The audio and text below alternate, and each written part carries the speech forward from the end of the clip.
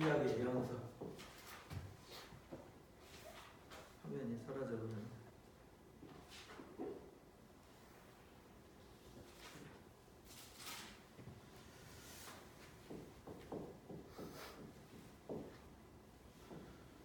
구약의 예언서는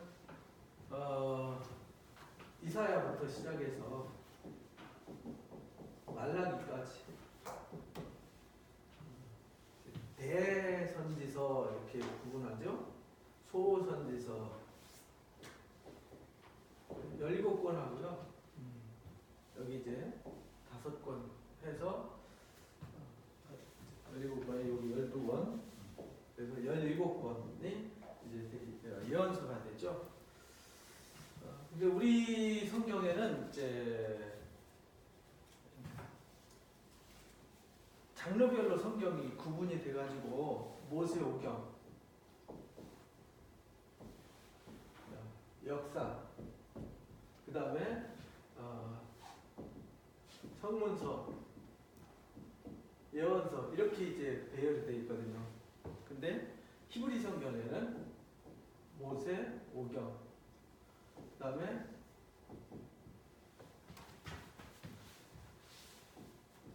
예언서, 성문서 이렇게 돼 있어요. 그래서 토라, 느빔, 케투빔 약자를 써가지고 타낙 이렇게 말하죠. 토라, 느빔, 케투빔의 약자를 써가지고 타나크가 이제 히브리 성경입니다. 근데 우리는 70인역 성경의 그 배열을 그대로 받아들여가지고 오경과 역사인데 이 히브리 성경, 히브리 사람들, 유대인들은 역사로 보지 않고요, 그걸 예언으로 봅니다. 그래서 전기 예언서, 후기 예언서. 요거를 이스라엘 사람들은 히브리 성경에서는 후기 예언서 이렇게 보죠. 전기 예언서는 여호수아부터 시작해가지고 여호수아, 사사기, 사무엘상하, 열왕기상하 요거를 이제 전기 예언서 이렇게 구분을 합니다. 근데 우리 성경에는 이제 이 히브리 성경을 따르지 않고 70인역 성경, 70인역 성경의 구조와 흐름을 따라서 이렇게 배열을 한다. 근데 이 우리가 성경을 읽으면서 대부분 그 기독교인들이 이게 순서대로, 역사 순서대로 이렇게 배열된 걸로 착각을 하거든요. 역사 순서대로 배열한 게 아니라 여기는 이게 이제 뿌리예요. 성경의 뿌리. 그러니까 모세오경을 모르면 성경을 알 수가 없는 거예요. 성경의 가장 기본이 뭐냐면 뿌리입니다. 모세오경. 그리고 이 예언서와 성문서는 이게 적용입니다. 적용. 그래서 이 히브리 사람들이 타나크라고 번역해서 본인들이 이렇게 소유한 이유는 이미 모세오경을 통해서 율법이 뭔지를 가르쳐 줬잖아요. 기준, 삶의 기준, 성경의 기준, 잣대를 줬어요. 근데 어떻게 살았느냐? 이게 전기 예언서를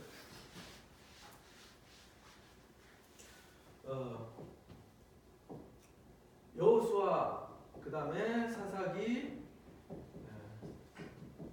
사무엘, 열왕기라 그랬잖아요. 이게 이제 모세오경은 기본을 잡아줬는데 이거는 적용이잖아요. 적용. 모세오경의 말씀을 따라서 이들이 어떻게 살았느냐.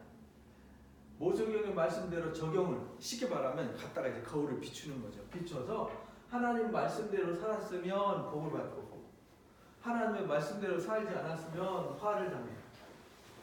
그걸 이제 비춰주는 거죠. 그런데 여호수아서는 아간의 범죄 사건 하나 빼고는 다 순종의 사건이에요. 그래서 여호수아한테 이 말씀을 지켜서 좌로나 우로나 치우치지 말아라. 그럼 어딜 가든지 평탄할 거다. 어딜 가든지 형통할 거다. 그래서 이 복에 관한 말씀이에요. 근데 이 사사기는 이 여호수아가 마지막 설교한 대로 말씀으로 살지 않았어요. 하나님의 말씀을 잊어버렸어요. 하나님을 떠났어요. 그래서 이 사람들이 세상에 물들어요. 그래서 세상에 물들어서 이방 종교를 따르는 거죠.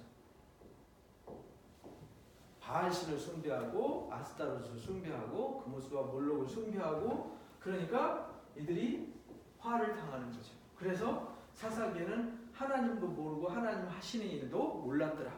그래서 이들이 징계당하는 얘기가 납니다. 징계당하면 그들이 고통을 받을 때 하나님 앞에 회개하고 부르짖어 기도해요.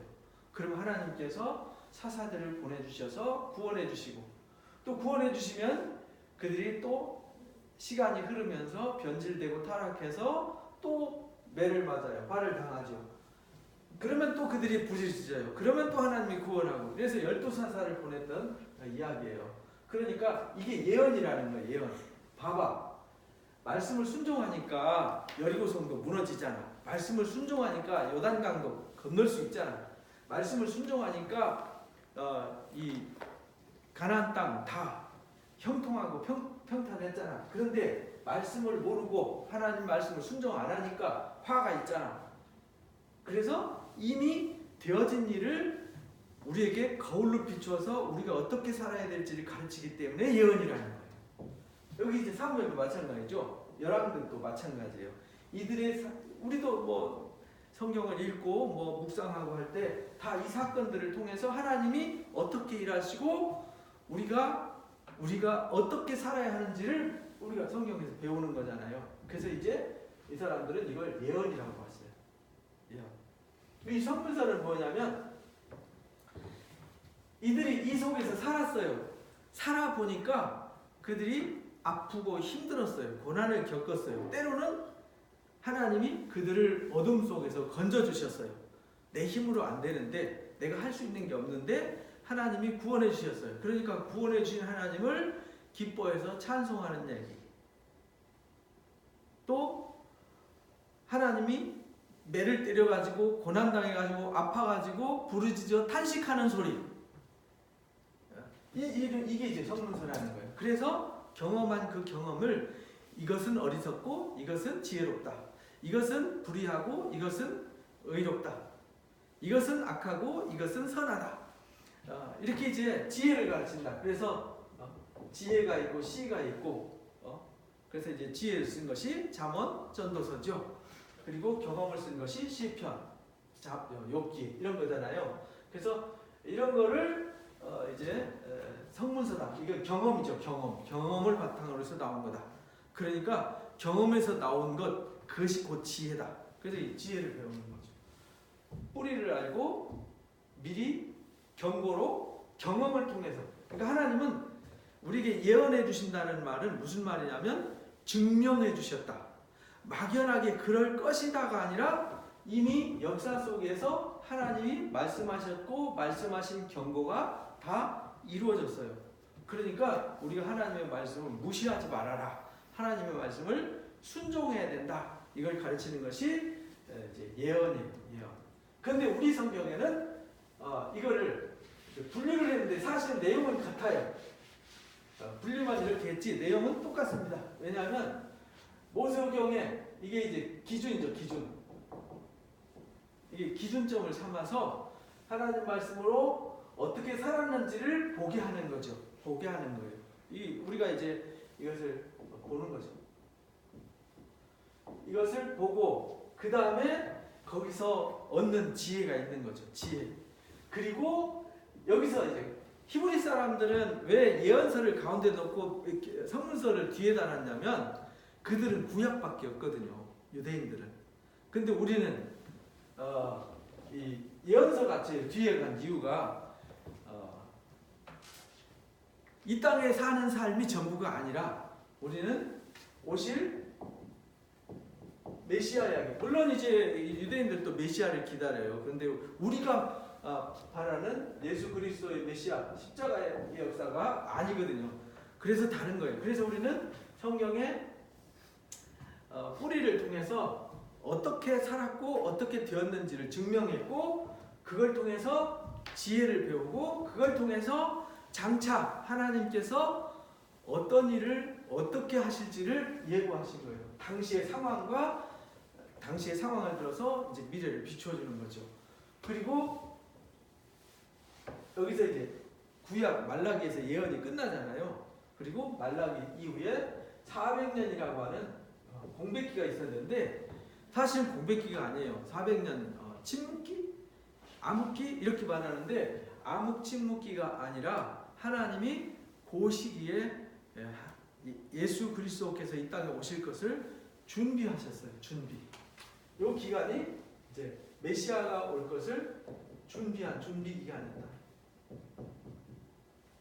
뭘 준비하셨냐면 하나님의 역사가 팔레스타인 땅, 지금 이스라엘 땅에 머물러 있으면 안 되잖아요. 온 지구, 온 인류를 구원하려고는 하나님의 역사이기 때문에 그래서 그 준비라는 거예요. 온 세계에 복음을 전할 수 있는 준비. 그럼 온 세계에 복음을 전하려면 제일 첫 번째 준비해야 되는 게 뭐냐면 말이 통해야 되잖아요. 복음을 전하려면 말이 통해야 돼요. 문화가 통일돼야 된다는 거죠. 그래서 페르시아 제국이 무너지고 헬라 제국이 들어서요. 헬라 알렉산더 대왕이 4세기에 동방 원정을 떠나서 인도 접경 지역까지 점령을 합니다. 근데 그 기간이 333년에서 323년까지 단 10년 기간에 그걸 완성해요. 근데 그 10년 후에 알렉산더가 죽고 후계자가 없었어요. 그래서 자기 수하 장수들이 나라를 4개로 쪼개가져요. 근데 희한하게 나라를 쪼개가졌는데 이게 이스라엘이잖아요. 그럼 여기가 메소포타미아 문명이에요. 그럼 여기가 터키 땅이고요. 그럼 여기가 이렇게 이제 메소포타미아 지역이고 여기가 이제 애국 지역이란 말이에요. 나일강 있는데 여기가 지중해고. 근데 이쪽은 상관없어요. 하나님의 역사하고. 이쪽도 상관없어요. 요 위에 북쪽을 지배하는 셀루커스 왕조가 들어서고 여기에 프톨레미 왕조가 들어서요. 애굽에. 근데 이들 다 헬라 문화의 전도사들이에요. 헬라 문화. 알렉산더가 그렇게 소크라테스와 플라톤과 아리스토텔레스로부터 그 아리스토텔레스가 이 알렉산더 대왕의 스승이거든요. 유명한 철인이. 그러니까 이 철학을 심기 위해서 이 그리스 마케도니아에서 이쪽까지 갔는데 이쪽 동방 문화와 이쪽 서방 문화가 만나가지고 여기서 만들어진 게 뭐냐면 헬레니즘이라고 하는 특이한 문화가 만들어져요. 헬레니즘. 그러면서 이 페르시아, 지금 이란이죠. 이란, 이라크, 사우디, 요르단, 시리아, 터키, 이쪽 그리스 지방, 여기 이 애굽, 이집트까지 전부 다 통일을 하는데 그때 국제 언어가 뭐였냐면 아람어였어요. 근데 알렉산더가 정복하고 이 동방과 서양 문화가 합쳐지면서 국제 언어가 바뀌어요. 아람어에서 히브리어로, 헬라어로 바뀌는 거예요. 근데 이쪽에서 또 로마가 크잖아요. 로마가 또 여기를 정복해서 서방과 동방이 다 합쳐져서 로마라는 제국이 생기는데 그 로마라는 제국도 헬라 문화를 그대로 전수를 해서 업데이트를 해버려요. 그래서 그레코 로만 시대를 만드는 거예요. 그리스와 로마가 합쳐져서 하나의 문화권이 형성되는데 이 로마가 땅은 정복했지만 정신과 문화는 헬라 문화를 그대로 받아들여요. 그래서 국제 언어가 여전히 로마 제국도 헬라어가 되어버렸어요. 근데 헬라어도 아틱방안이라고 하는 그 고급 언어가 있고요. 이 코인의 헬라어라고 하는 헬라어가 있었어요. 코인의 헬라어는 쉽게 말하면 시장통에서 할머니들이 쓰고 애기들이 쓰는 언어예요. 쉽게 누구나 알아들을 수 있는 언어라 이 말이죠. 그렇게 언어를 통일하고 로마가 정복하면서 로마가 지중해 주변에 하나의 문화권을 형성하면서 세계는 로마를 통해서 갈 수 있도록 길을 예비하셨어요. 그러니까 언어를 준비하셨고 길을 준비하셨고 법과 행정과 건축을 준비했어요. 그래가지고 때가 참에 예수님이 오신 거죠.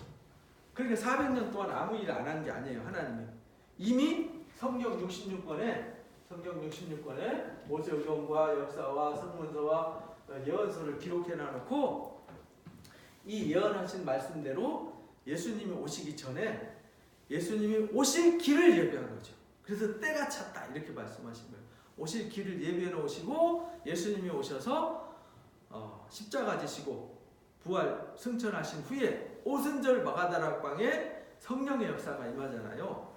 그 성령의 역사가 임할 때 이제 우리는 사도행전에 보면은 그런 말씀 있잖아요.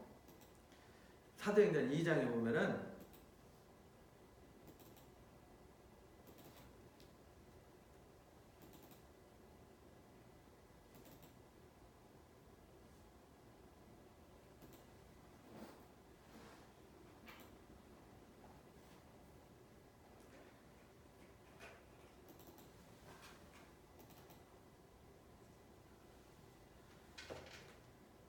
이게 이제 사도행전 2장 9절에서 13절 말씀이거든요. 성령 오순절 때 사람들이 메대에서 엘람에서 갑바도기아에서 본도에서 부르기아 아시아 그 다음에 그레데에서 구레네에서 애굽에서 아라비아에서 로마에서 전 세계에서 성지 순례 오잖아요. 1년에 3차례는 반드시 하나님을 뵈야 됐어요. 그게 이제 율법이에요. 모세오경에서 가르친 거예요. 1년에 3차례. 첫 번째는 유월절, 두 번째는 오순절, 세 번째는 추수감사절이라고 하는 수장절 또는 초막절이라고 그러죠. 그때 1년에 3차례 여행을 오게 돼 있어요. 그래서 해외에서 흩어져 있던 유대인들이 바빌론 포로로 갔다가 돌아오지 않고 또 로마 제국화되면서 전 세계로 흩어져서 살던 유대인들이 절기만 되면 다 모여들었어요. 그때 하나님께서 성령 강림 사건을 일으켜서 복음을 폭파시켜서 온 세계에 복음을 전할 수 있는 근거를 만든 거예요. 그래서 땅끝까지 복음이 전해진 거예요. 그래서 사도행전 1장 8절 말씀에 성령이 임하면이라는 단서를 단 거예요. 오직 성령이 임하면 권능을 받아서 예루살렘, 온 유대, 사마리아, 땅끝 이래가지고 점차적으로 예루살렘에서 시작된 복음이 유대 지방으로, 여기가 예루살렘이에요. 그러면 예루살렘에서 시작돼서 유대 지방으로, 사마리아 지방으로, 온 세계로 이렇게 흩어져가는 역사가 이제 이루어지는 거예요. 그러니까 하나님의 일은 우연이 없어요. 이미 하나님이 어떤 일을 시작하실 때 이미 끝을 준비하셨어요. 이미 하나님은 시작할 때 끝을 보고 일하시는 거예요. 지금 우리가 살고 있는 이 세계도 이미 하나님이 어떤 일을 하는 과정 중에 있고 이미 하나님의 끝은 결정이 되어 있어요. 그 결정되어 있는 게 뭐냐면 주님이 다시 오시는 거죠. 주님이 다시 오시면 이 세상 하나님이 예정하신 예언의 말씀이 다 성취되는 거죠. 그래서 우리가 이제 오늘부터 이제 예언서를 공부하는데 이사야서를 보면 신약 성경에서 가장 많이 인용한 예언서가 이사야서예요. 왜 그러냐면 우리가 이제 예언서를 알려면 역사를 알아야 돼요. 이 예언서를 알려면 반드시 역사를 알아야 돼요. 그 역사가 언제 이야기냐면 멸왕 시대입니다. 이 열왕기를 알아야 되는데 이사야가 활동했던 시대가 BC 740년에서 680년대예요. 이때가 누구 활동했냐면 우시야, 그 다음에 요담, 아하스, 히스기야 때. 요때. 그래서 이사야서 1장에 보면 유다왕 우시야와 요담과 아하스와 히스기야 시대에 아모스의 아들 이사야가 유다와 예루살렘에 관해서 본 계시예요. 1장에 딱 정확하게 전제를 달아놨어요. 요때 유대와 예루살렘 요 시기에 하나님이 엄청난 일을 벌리고 준비하시고 계셨는데 아수르라고 하는 나라를 하나님이 세우셨어요. 아수르라는 나라를 들어가지고 이사야 10장에 보면 이들을 몽댕이로 들어 쓰신다고 했어요. 몽댕이. 왜 그랬냐면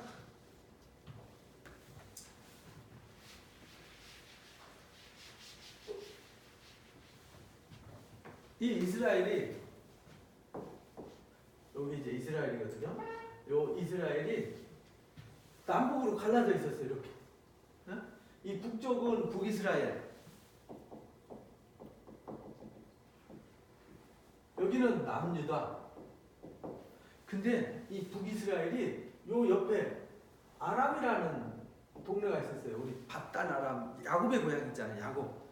그 야곱이 20년 동안 12아들 낳아가지고 돌아온 이삭의 아내 리브가의 고향, 아브라함의 고향, 하란 땅 아시죠? 하란 땅. 거기 하란 땅이 밧단 아람 하란 땅이에요. 근데 거기를 이제 요즘 나라로 말하면 시리아죠. 시리아. 그러니까 수리아, 시리아. 그런데 그 시리아 아람 시리아 사람과 여기 북이스라엘 북이스라엘 베가하고 연합해가지고 이쪽에 아수르가 커오고 있었어요. 아수르.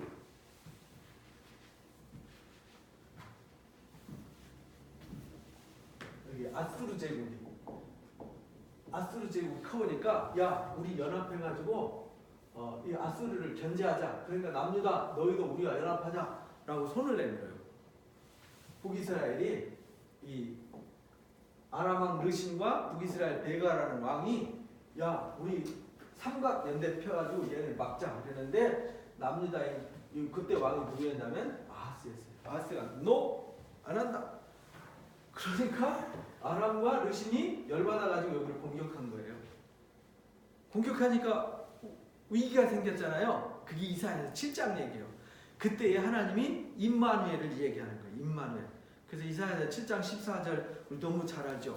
보라 처녀가 잉태할 아들을 낳을 것이요 그 이름을 임마누엘이라 하리라. 이게 성탄절 때 되면은 우리가 마태복음 1장 22절 말씀, 21절 2절 말씀을 꼭 가르치잖아요. 그 얘기가 여기 역사 속에서 나온 거예요. 그러니까 여기가 위기처하니까 이 아하스가 아수르한테 야 우리 좀 도와줘 이래가지고 아수르가 이쪽을 공격하게 됩니다. 근데 이 아수르가 그렇게 하면 안 된다고 이사야가 그러면 안 됩니다. 그렇게 하면 안 됩니다. 아수르를 의지하면 안 됩니다. 아수르를 세내온 삭도라고 했어요.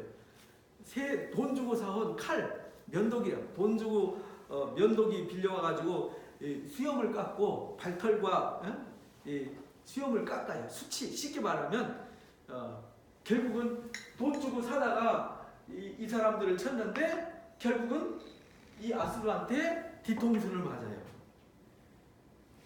여기를 다 아람 정복하고 여기 치고 나니까 아수르가 여기 남유다 예루살렘이 탐나는 거죠. 그래가지고 요 히스기야 때 여기 다 정복했어요. 다 정복하고 예루살렘 여기 딱 요것만 남은 거예요. 쉽게 말하면 우리나라로 말하면 다 정복당하고 여기 광명시 정도밖에 안 남은 거예요. 그러면 망한 거죠. 이미 끝난 거잖아요. 전쟁이 끝난 거예요. 근데 히스기야가 이사야의 말을 듣고 절대로 항복하지 않겠다. 하나님을 전심으로 의지하겠다. 이렇게 했을 때 여기 이제 왕이 바뀌었는데 디글랏 빌레셀에서 사네립으로 바뀌었는데 사네립이 와가지고요 조롱하고 비웃어요. 이 백성들을 아주 우습게 하거든요. 그런데도 이사야는 아니야. 전능하신 하나님 믿어야 돼. 역사를 주관하시고 이스라엘 세운 이도 하나님이시고 너희들은 하나님 믿어야 살 수 있어. 남들이 볼 때 비웃음거리죠. 말도 안 되는 얘기죠. 근데 진짜 이사야 말을 듣고 히스기야가 하나님 말씀 붙잡고 온 백성들 조롱하는 소리 듣지 말고 기도하자 해가지고 기도했는데 이사야 말대로 그 다음날 가보니까 이 예루살렘 요 주변에 예루살렘 오게 있는데 주변에 18만 5천 명의 군사가 텐트 쳐놔놓고 아예 떠나지도 않고 있었어요. 그런데 18만 5천 명이 하루아침에 싸늘한 다 시체가 돼버렸어요. 누가 치신 거예요? 하나님이 치신 거죠. 그 얘기가 하나님이 하셨다. 그러니까 너희는 이방신을 의지하지 말고 이방 세계를 두려워하지 말고 사람들의 눈에 보여지는 것 두려워하지 말고 하나님만 전심으로 의지해라. 그래서 나온 스토리가 이사야서 36장에서 39장에 나오는 스토리입니다. 이게 어디 얘기냐? 이 열왕기 얘기입니다. 여기 역사에 나오는 열왕기 18장에서 열왕기상 18장과 20장에 나오는 스토리를 이사야 속에 삽입을 해놓은 거예요. 그래서 1장부터 6장까지 이스라엘의 범죄, 이 선지자들의 사명은 뭐냐면요, 죄를 다 들춰내는 거예요. 죄를 왜 들춰내겠어요? 들춰내는 목적이, 사람은 자기 죄가 뭔지 알아야 회개하거든요. 그래서 선지자들이 제일 먼저 등장해서 외치는 음성이 뭐냐면 회개하라는 거예요. 그래서 예수님도 세례 요한도 이 땅에 오셔서 제일 먼저 외치는 것이 뭐였어요? 회개하라, 천국이 가까웠느니라, 이렇게 외친 거예요. 똑같아요. 똑같은 여기다 넣어놨어요. 그리고는 하나님께서 임마누엘을 통해서 그들이 회개하면 임마누엘을 통해서 회복시켜 주겠다. 그게 7장부터 12장까지예요. 그래서 12장에 하나님이 반드시 찬송을 만드실 거다. 그래서 하나님의 역사는요, 고난으로 시작해서 찬송으로 끝나는 역사가 하나님의 역사입니다. 그리고 13장부터 1장부터 6장, 7장부터 12장, 그 다음에 13장부터 23장까지 이렇게 세 개로 구분이 돼요.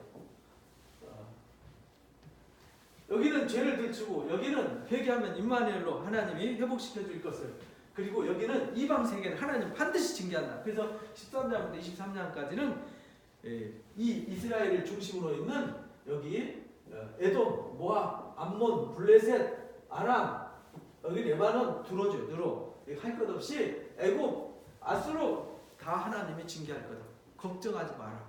중요한 건 너희가 의지해야 되는 것은 주변 어슬렁어슬렁 주변 보고 큰일 났다 이러지 말고, 너희가 왜 이렇게 위기에 처하게 됐느냐.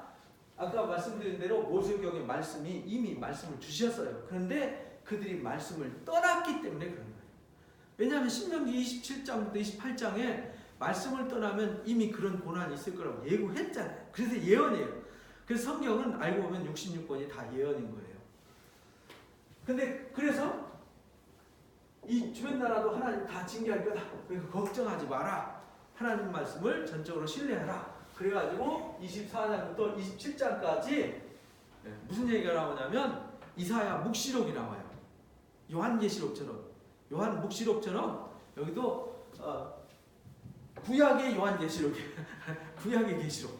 24장부터 27장까지 대심판의 예고의 말씀이 주어져요. 그리고 이제 28장부터 35장까지 하나님이 회복을 위해서 일하실 것을 말씀하세요. 그리고 39장부터 1장부터 1장부터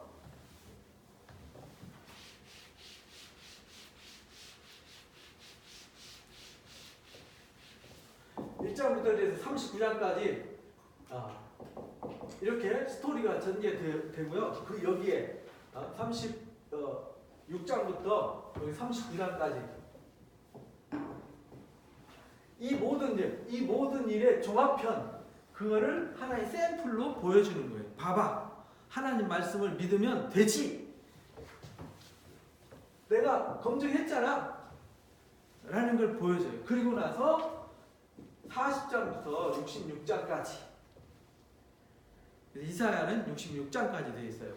그래서 40장부터 이제 이렇게 두 개를 나눠져요. 그래서 여기를 학자들은 너무 주제가 확 바뀌니까 여기는 아수르와의 갈등 얘기고요. 여기는 바사 제국과 바벨론과 메데 바사 제국 이야기예요. 그러니까 이 주제가 확 바뀌어버려요. 아직 오지 않았어요. 여기는 이미 현실이고요. 현재 당하고 있는 일이고요. 여기는 아직 다가오지 않은 미래 얘기예요. 그러니까 현재를 통해서 뭘 말하냐? 미래를 얘기하는 거예요. 그래서 40장부터 66장까지 보면 전부 다 희망을 얘기하는 거예요. 희망. 우리가 이제 신약 성경에 마태복음에 가장 인용을 많이 한 성경 구절이 40장부터 등장하는 거예요. 40장 1절에 보면은 이 백성을 위로해라 해서 위로로 시작해요. 여기서는 말씀 떠나가지고 고생하잖아요. 그때 하나님이 이사야를 통해서 증명해 주시고 봐봐 내가 너희를 위로해 줄 거야 라는 위로의 메시지를 예언의 말씀으로 주시는 거예요. 너는 예루살렘의 마음을 닿도록 말하여 외쳐라. 노역의 때가 끝났다. 죄악이 이제 사함받고 노역의 때가 끝났어. 이제 너희를 위해서 광야에서 외치는 자의 소리가 있을 것이다. 그가 여호와의 길을 예비할 거다. 이 얘기가 이제 세례 요한이 와서 외친 말이잖아요. 세례 요한이 와서 길을 예비하러 왔다. 이 말씀이 마태복음에 이제 세례 요한이 길 예비자로 예수님 오시는 길을 예비하러 오셨다라는 것을 나타냈어요. 근데 여호와 영광이 나타날 거다. 예수님 육체를 입고 영광으로 나타나셨잖아요. 그걸 예고한 말씀이 나와요. 그러니까 이 세상에 푸른 시들고 꽃은 마르나 주의 말씀은 영영하다 한 그 말씀이 이제 이 40장에서 나오는 거예요. 그래서 세상에 모든 게 다 피곤하고 장정이라도 아이들도 지치고 다 쓰러지고 넘어지지만 여호와를 앙망하는 자에게는 새 힘을 주신다는 유명한 말씀이 40장에 나오는 거예요.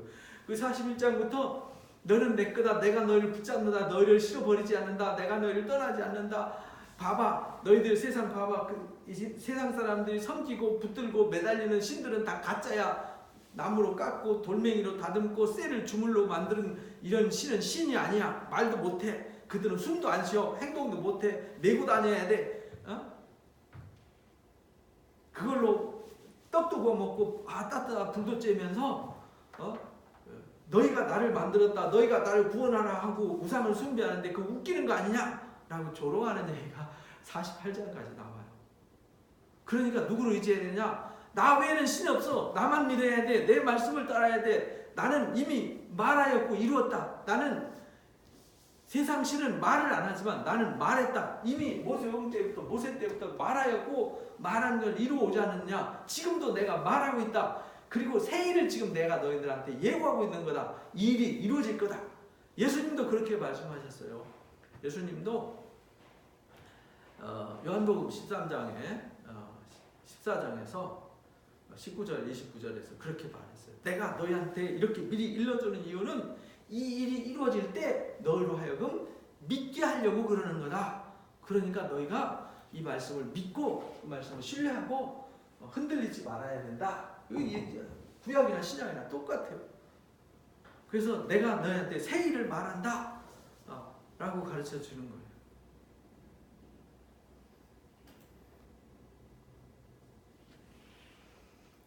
여기 막 이 우상 숭배에 관한 것을 막 비웃는 얘기가 나오잖아요. 그러면서 48장에도 내가 예로부터 처음 일을 알게 하였고 내 입에서 그것이 나갔으며 내가 그것들을 듣게 했고 호련히 행하여 이 일을 이루게 했느니라. 내가 이 일을 예로부터 알게 했고 이 일이 이루어지기 전에 그것을 내게 듣게 하였느니라. 그것을 내가 듣게 하여 이것을 내 신이 행한 바요 내가 새긴 우상이나 이 신상들이 한 것이 아닌 거라는 사실을 증명했다. 앞으로도 그렇게 증명할 거다라는 걸 예고하는 얘기가 여기 40장부터 나와요.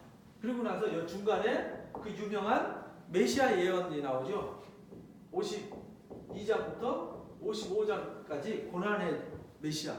그가 찔림은 그가 상함은 우리의 죄악 때문이요 우리 허물 때문이라는 사실을 외치는 그 유명한 말씀이 여기서 고난의 메시아가 올 것을 예고해요. 그리고 이제 이사야 65장에 그래서 새하늘과 새 땅 새로운 세계가 펼쳐질 것을 예고하는 예언의 말씀이 나와요. 그래서 구약 이사야를 구약의 예언서다. 그저 계시록이다. 요한계시록. 그래서 성경 66권을 압축해 놓은 예언서가 이사야다. 근데 또 신기하게요. 1장부터 39장까지 그 다음에 40장부터 66장까지 27장이잖아요. 39 더하기 27 어디서 많이 본 거죠? 구약 36권, 신약 27권, 성경 66권. 그래서 마치 일부러 짠 것처럼 구약의 39권과 신약 27권이 마치 성경 66권인 것처럼 마치 이사야가 그렇게 딱 짜여져 있게 짜져 있다. 그래서 성경 66권을 복음을 압축해 놓은 것이 이사야다. 그러니까 이사야서를 잘 읽어보면요 성경 전체가 다 보여요. 그래서 이사야서는 굉장히 중요한 성경 중에 하나입니다.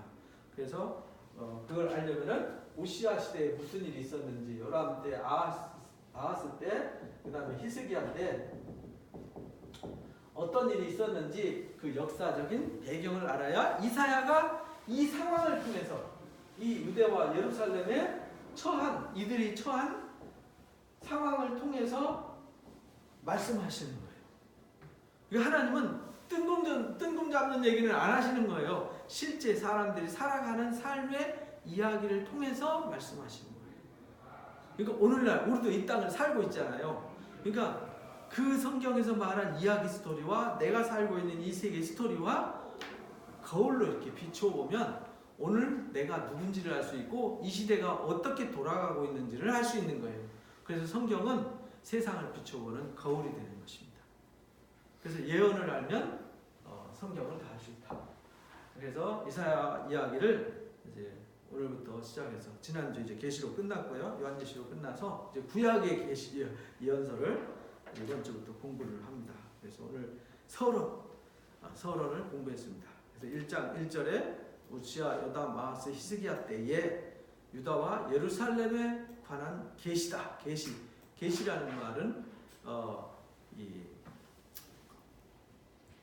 묵시라는 뜻이거든요. 묵시라는 말은 이렇게 감춰진 거예요. 감춰져 있는데 감춰진 거를 이렇게 보여주는 거예요. 너만 봐, 너만 알고 있어 하고 이렇게 보여주는 거거든요. 그러니까 알게 해주시지 않으면은 알 수 없어요. 그래서 이 이야기가 나중에 이제 29장에서 배워요. 29장에 보면은 오늘 그 말씀 읽고 마치겠습니다.